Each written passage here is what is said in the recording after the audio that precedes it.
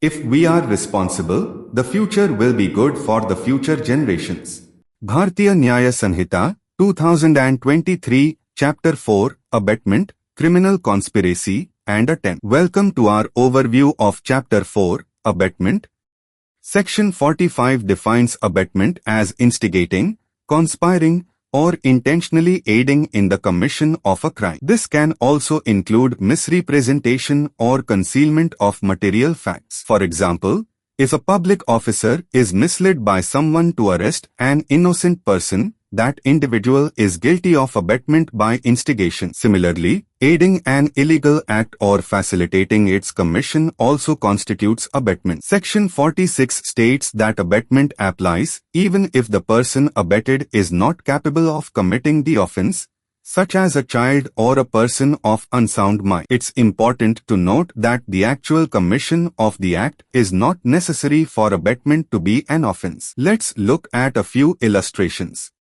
If a person instigates another to commit murder, but the act is not carried out, the instigator is still guilty of abetment. Similarly, if someone induces a child to commit an act that results in a crime, the abettor is liable as if the child were capable of committing the crime. Section 47 and Section 48 address transnational abetment. A person in India who instigates a crime abroad, or someone abroad who instigates a crime in India, is punishable under this Sanhita as if the crime occurred within India. According to Section 49, if the abetted act is committed, the abettor faces the same punishment as the principal offender. This holds even if the person abetted had a different intention or knowledge. Section 50 clarifies that the abettor is punished based on their intention, even if the person abetted had a different intention. Moreover, under Section 51, if a different act occurs as a result of abetment,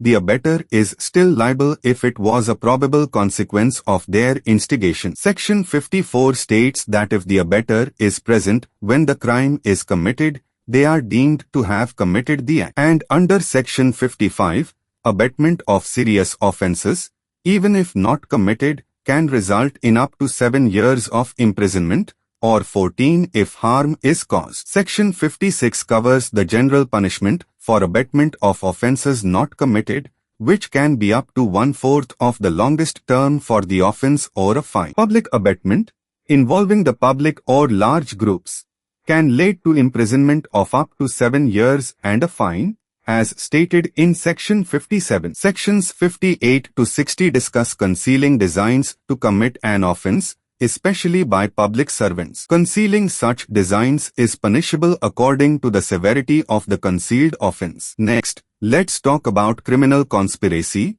defined in Section 61. It involves an agreement between two or more persons to commit an illegal act or a legal act by illegal means. The punishment for conspiracy to commit severe offences is equivalent to abetment, while lesser conspiracies can result in up to 6 months of imprisonment or a fine. Finally, we have attempts, covered under Section 62. Attempting to commit an offense and taking a step towards its commission is punishable. The term can be up to 1/2 of the longest term of imprisonment for that offense or a fine. Illustrations include attempting to steal from an empty box or pickpocketing an empty pocket. In both cases, the act towards the commission of the offense makes the individual guilty under this section. This concludes our summary of Chapter 4, Abetment, Criminal Conspiracy and Attempt, from the Bharatiya Nyaya Sanhita, 2023. Stay tuned to Info9 Cyber Media for more insights.